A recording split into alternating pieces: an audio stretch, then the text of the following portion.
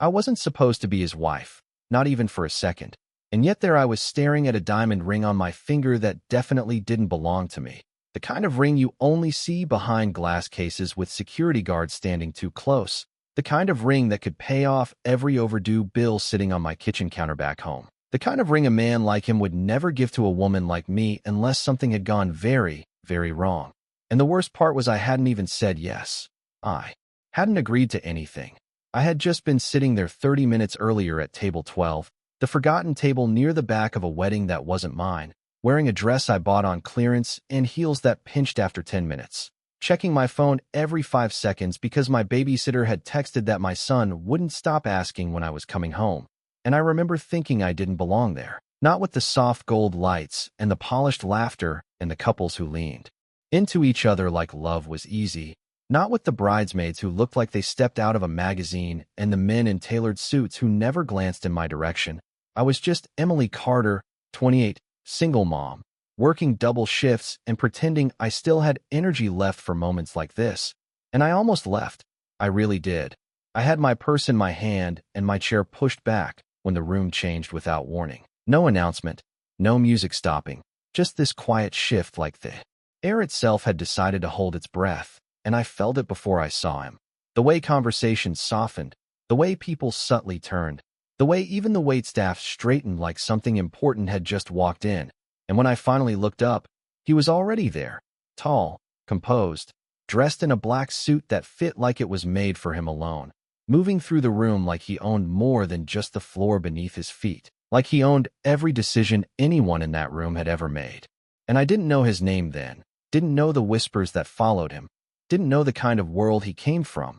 I just knew that when his eyes swept across the room, they didn't linger on the women in silk dresses or the ones laughing too loudly to be noticed. They landed on me, on the woman sitting alone with a half-empty glass of champagne and a phone lighting up with messages from home, and something in my chest tightened in a way I couldn't explain, like instinct was trying to warn me, but curiosity got there first, and then he changed direction, just slightly, just enough that instead of stopping near the front where he clearly belonged, he walked straight toward the back, toward me. And I remember thinking there had to be someone else behind me, someone more important, someone who made sense. But when he stopped at my table, when his shadow fell across the empty chair beside mine, when he pulled it out and sat down like it had always been his place, I realized too late that there was no mistake, no coincidence, no easy explanation.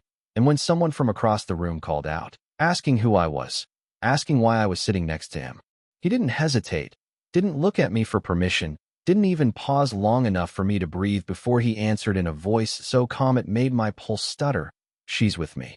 And just like that, the night stopped being mine. The words should have sounded simple, harmless even, but they landed like something heavier, something that shifted the entire room in a way I could feel without anyone saying it out loud. Because suddenly people were looking at me differently, not curious anymore, but cautious, like I had stepped into a role I did not understand, but they did. And I felt it in the way the woman who had asked the question forced a polite smile and nodded, as if that explanation was enough, as if no one would dare question him twice. And that was the first moment I realized this was not normal. None of this was normal, because men did not just walk into a wedding, sit beside a stranger, and claim her like that unless they were used to being believed without proof. And I turned to him slowly, my fingers tightening around the edge of the table as I tried to keep my voice steady, asking what he thought he was doing, but he did not answer right away. He just looked at me, really looked at me, like he was measuring something invisible, something deeper than what anyone else in that room could see. And then he leaned in just slightly, close enough that I could catch the faint scent of his cologne, something clean but expensive, controlled, like everything else about him.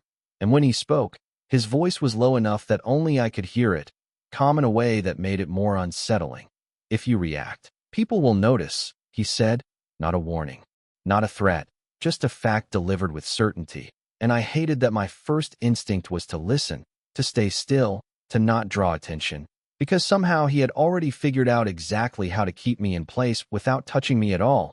And I should have stood up, should have walked away, should have reminded myself that I had a life waiting outside this room, a son who needed me more than whatever strange situation I had just been pulled into.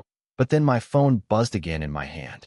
lighting up with another message from the babysitter, and for a split second my focus broke, my attention shifting just enough for him to notice. Because of course he noticed. Of course a man like him noticed everything, and his eyes dropped to the screen, not reading the message but understanding enough, understanding that there was something outside this room that mattered to me, something that could pull me away. And that was when his expression changed, just slightly, not softer, not kinder, but more deliberate, like he had just made a decision, and he reached for my hand before I could react, his movements precise, controlled, sliding something cold and solid onto my finger, and I froze, my breath catching as I looked down at the ring that had not been there seconds ago, my mind struggling to keep up with how fast everything was happening, how quickly my reality was being rewritten without my permission, and I pulled my hand back instinctively, whispering that I was not his wife, that this was not happening, that he could not just decide something like that.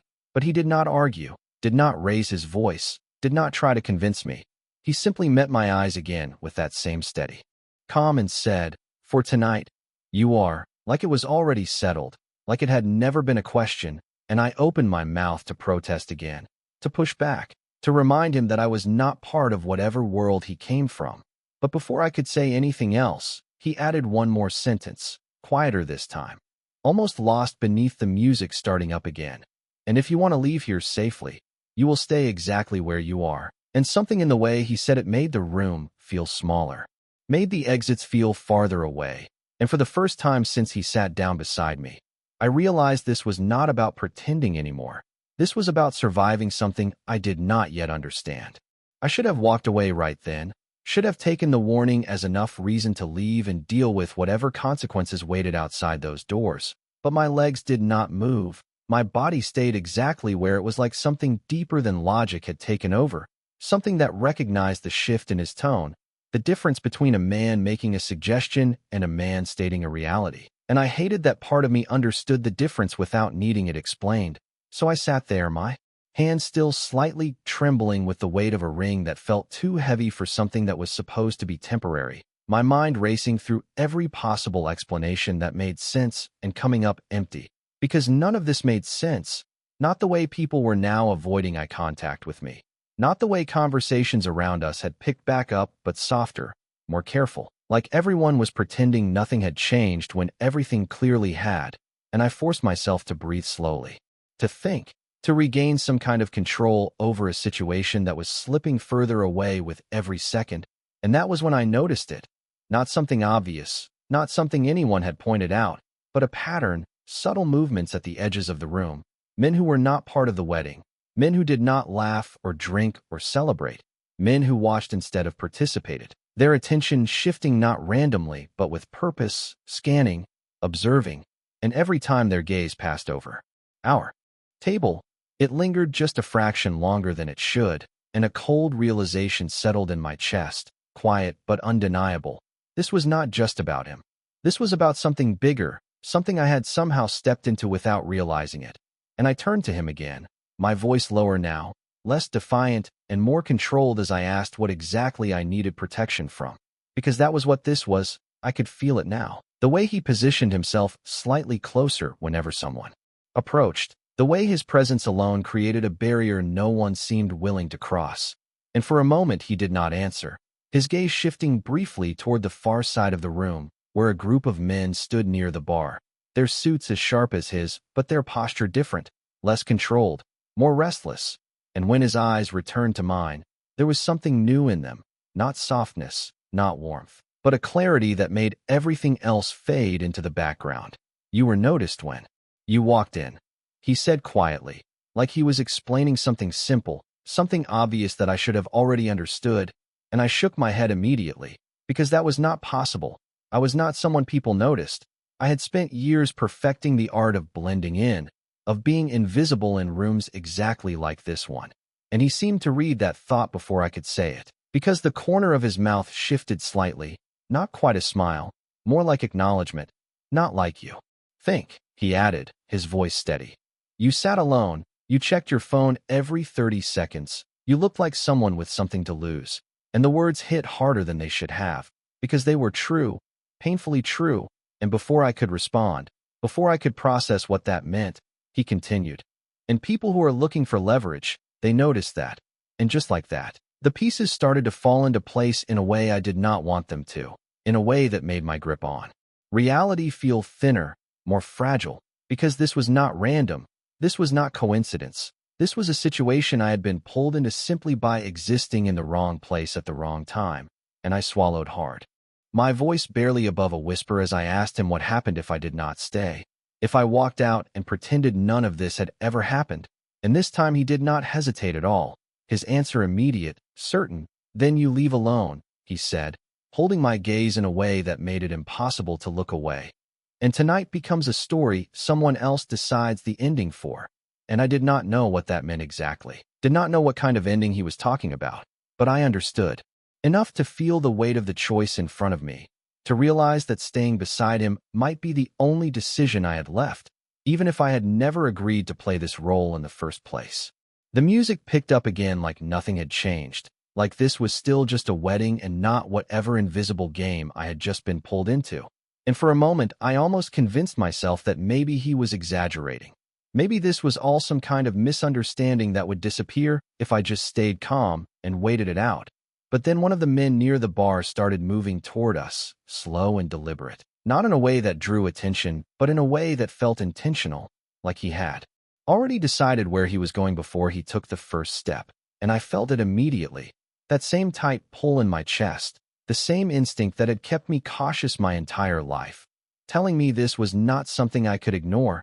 And before I could react, before I could even decide whether to stand or stay, Adrian's hand moved, not grabbing, not forceful, just a steady, controlled pressure at my lower back as he guided me to stand beside him, his touch brief, but enough to shift my position, enough to place me exactly where he wanted me, close, visible, unmistakably with him.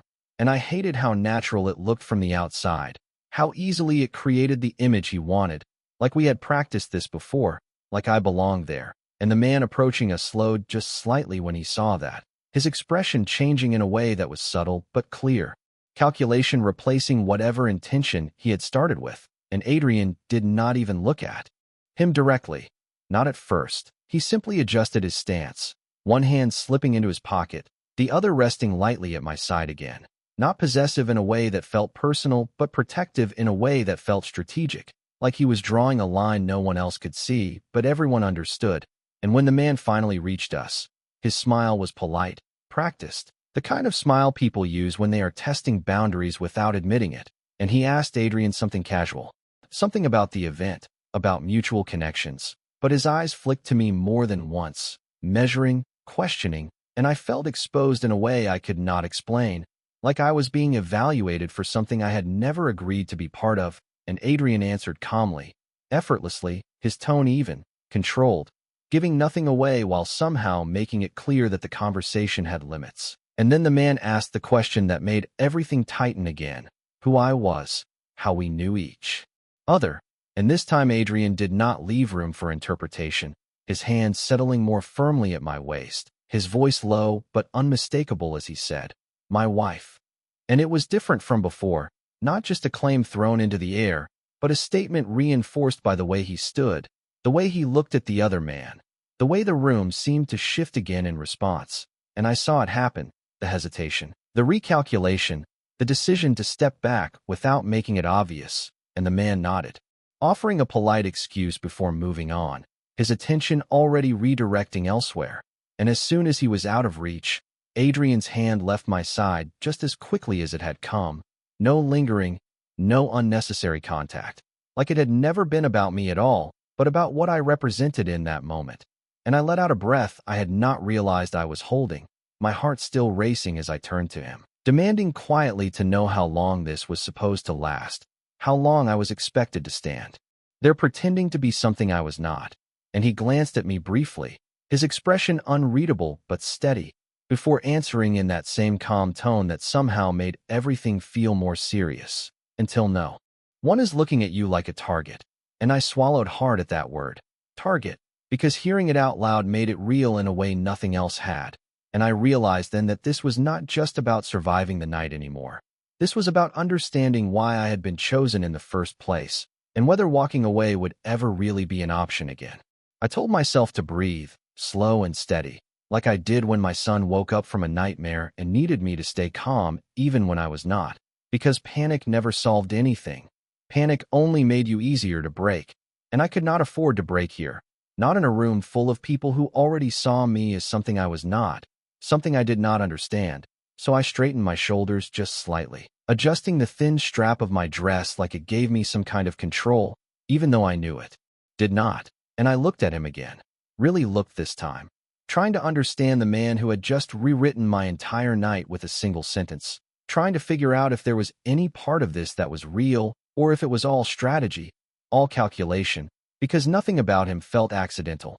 Not the way he stood, not the way he spoke, not even the way he looked at people like he had already decided who they were before they opened their mouths. And for the first time since he sat down beside me, I noticed something else, something quieter beneath all that control. The way his attention never fully left the room.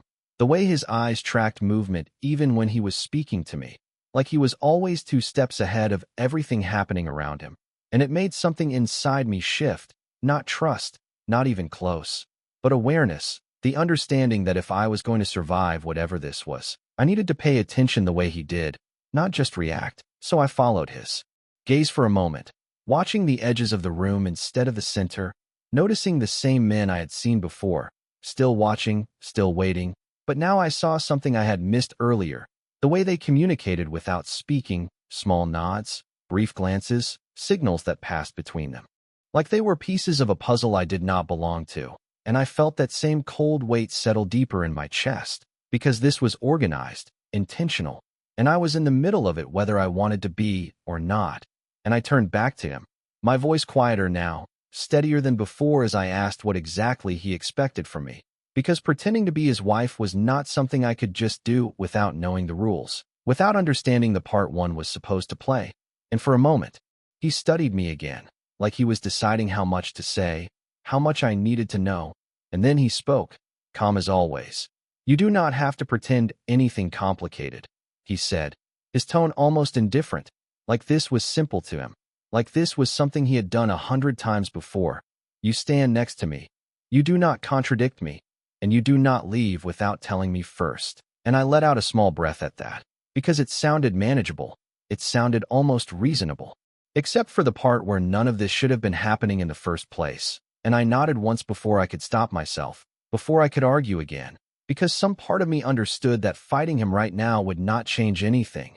It would only make things worse, and as soon as I did, his gaze softened just slightly, not in a way that made him less intimidating, but in a way that felt like acknowledgement, like I had just made the correct move in a game I did not know the rules to. And then, without warning, he reached for my hand again, his fingers brushing mine just long enough to adjust the ring, turning it slightly so the stone caught the light, so it was visible, unmistakable. And I realized then that this was not just about protection. This was about sending a message, a very clear message to anyone watching. And as I looked down at my hand, at the ring that still did not feel like mine, I felt something shift again, something deeper than fear, because for the first time that night, I was not just reacting to him. I was becoming part of the role he had created, whether I wanted to or not. And when I looked back up, meeting his eyes again, I understood one thing with absolute clarity. This was no longer about getting through the night unnoticed. This was about surviving it without losing myself completely. It should have felt ridiculous, standing there with a stranger's ring on my finger and a role I never agreed to playing out in front of people who suddenly treated me like I belonged. But instead it felt something else entirely, something quieter and more dangerous, like I was slipping into a version of myself I did not recognize but somehow understood. And that realization unsettled me more than anything he had said so far, because it meant I was adapting, not just surviving, and I did not know what that would cost me by the end of the night. So I forced myself to focus again, to stay grounded in something real, and my phone buzzed once more in my hand, a small, familiar sound that cut through everything else, and for a second the world narrowed to that screen, to the message from the babysitter saying that my son had finally fallen asleep, but kept asking if I would be home before morning, and my chest tightened at that, at the reminder that my real life was still out there, waiting for me, that this was temporary no matter how convincing it felt, and I must have reacted, even if it was just a slight shift in my expression, because Adrian noticed immediately, his gaze dropping to my phone and then back to my face with that same quiet awareness that seemed to miss nothing. And for the first time since this started, he asked a question that was not about the situation, not about the room or the people watching us, but about me. How old? He said simply, and it took me a second to understand what he meant, my mind still trying to keep up with everything else. But then I realized he was asking about my son, and I hesitated, not because it was a secret, but because something about answering him felt like crossing a line I had not agreed to cross, like giving him access to a part of my life that was mine alone. But he was already watching me, already waiting. And I exhaled quietly before answering, for my voice softer than I intended, and something shifted again, not in the room, not in the people around us, but in him, subtle enough that anyone else would have missed it, but I was close enough to see it, the brief tightening of his jaw, the slight change in his eyes, like that single piece of information had altered something in the way he saw me, and he nodded once, almost to himself, before looking away, scanning the room again like he always did. But when he spoke next, his voice was different, not softer. Exactly, but more deliberate. You should not have come alone, he said, and I almost laughed at that. Not because it was funny, but because it was so far from my reality, because being alone was not a choice for me most of the time. It was just how things were, and I shook my head slightly, telling him that I did not exactly have options like that, that real life did not come with security or backup plans. And he did not respond right away, just watched the room again, his posture shifting, almost imperceptibly, so that he stood slightly closer than before, like he was closing a gap that only he seemed to notice. And for a moment I forgot to be afraid, forgot to be angry, because there was something unexpected in that movement, something that did not feel like control or strategy, but something else entirely, something that made my chest tighten in a different way. And I looked at him again, really looked this time, and realized that for all the power he carried, for all the control he projected, there was one thing he could not hide completely, the fact that he had already decided something about me, something I did not understand yet. And when our eyes met, just for a second longer than necessary, I felt it, that shift in the air between us, subtle but undeniable, and it scared me more than anything else had that night, because danger I could understand, danger I could survive, but this, whatever this was becoming, felt like something far more complicated, and I was not sure I knew how to walk away from it anymore. The longer I stood there beside him, the more the room started to feel like a stage where everyone already knew their lines except me, and I hated that I was the only one still trying to figure out the script, the only one pretending I was not part of something I clearly had already been pulled into, and I kept telling myself this would end, that there would be a moment where I could step away and everything would go back to normal.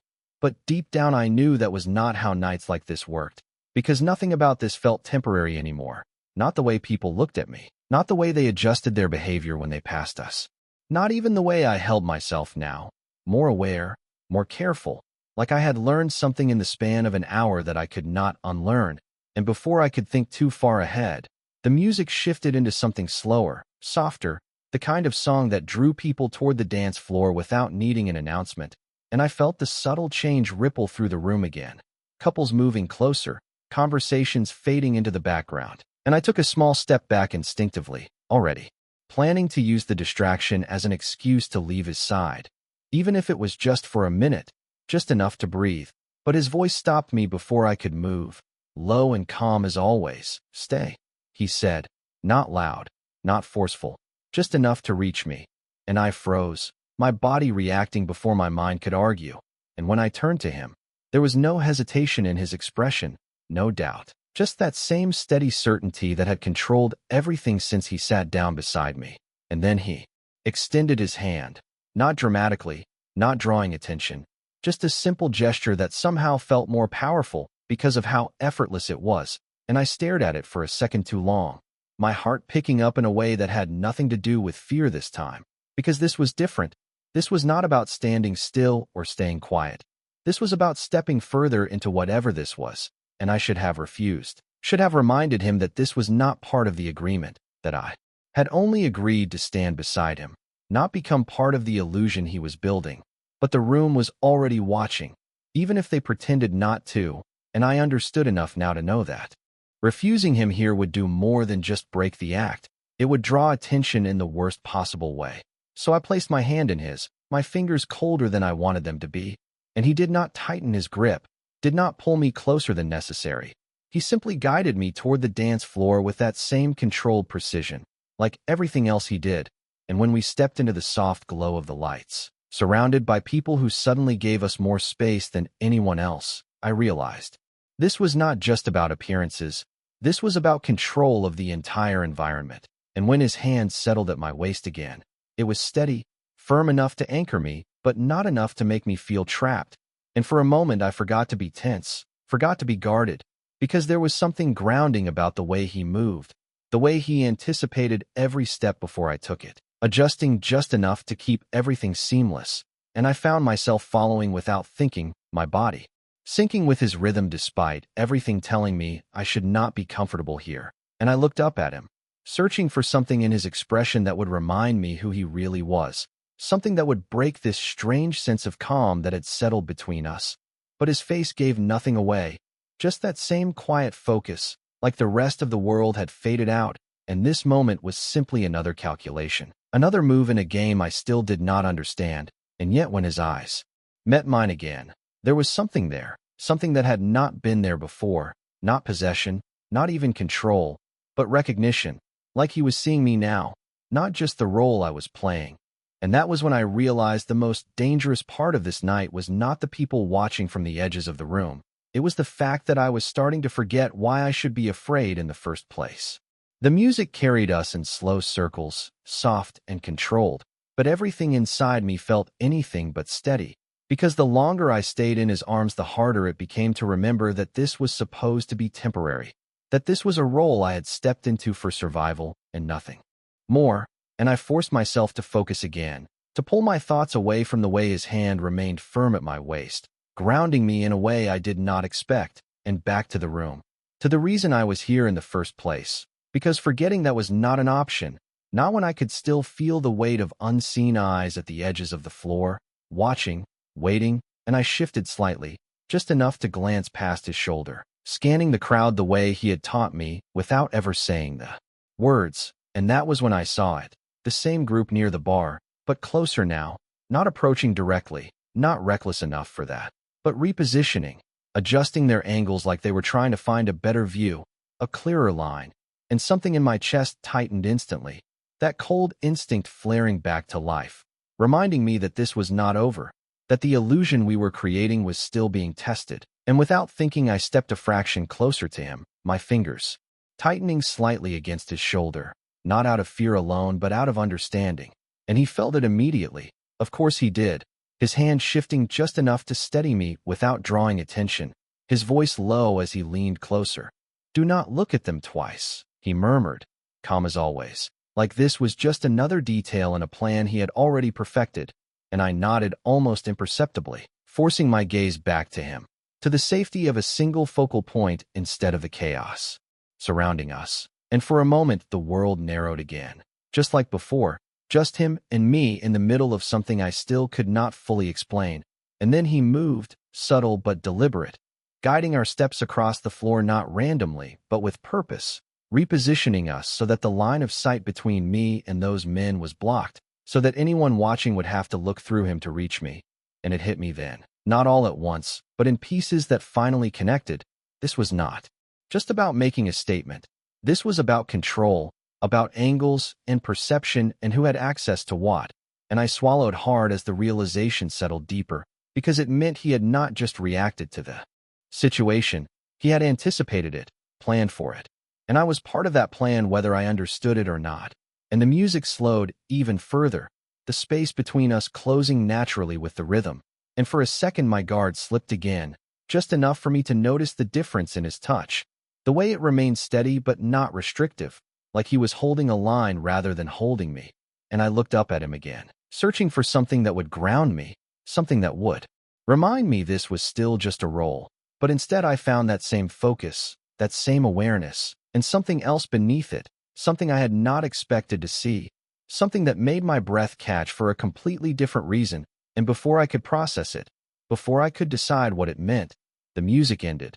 The moment breaking as people began to clap softly, stepping away from each other, and I pulled back instinctively, creating distance between us like I needed it to think clearly. Again, to remember where I ended and this situation began, and for a brief second I thought it was over, that the worst of it had passed. But then I noticed the way his posture shifted, not relaxed, not relieved, but sharper, more focused, his attention snapping back to the edges of the room with renewed intensity. And when I followed his gaze this time, carefully, just once, I saw what he had already noticed. The men were no longer pretending to stay in the background. They were moving, slowly, but deliberately, closing the distance in a way that felt inevitable. And before I could ask what that meant, before I could even fully react, his voice came again, low and certain, right beside my ear. Now you understand why you stay close. And for the first time since this began, I did not argue, because I finally understood that this was not about playing a part anymore. This was about staying where I could still be protected. Everything slowed down after that. Not because the room changed, but because I did. Because something inside me finally clicked into place in a way it had not before. And for the first time since this started, I stopped questioning whether I should be here and started understanding why I needed to be.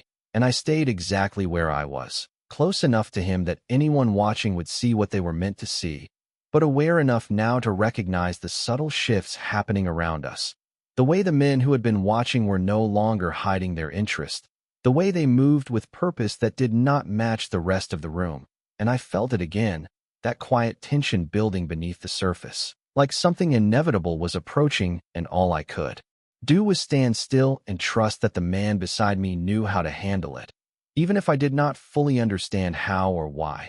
And when one of them finally came within speaking distance, closer than before, closer than they had dared earlier, Adrian did not turn immediately, did not acknowledge him right away, and that alone said more than anything else could have, because it meant control, it meant dominance without needing to show it. And when he did shift his attention, it was slow, deliberate, like he was choosing the moment rather than reacting to it, and I stayed silent, exactly as he had instructed, my role clear now in a way it had not been before, not just to stand beside him, but to reinforce what he had already claimed, to exist within the space he had created and not break it.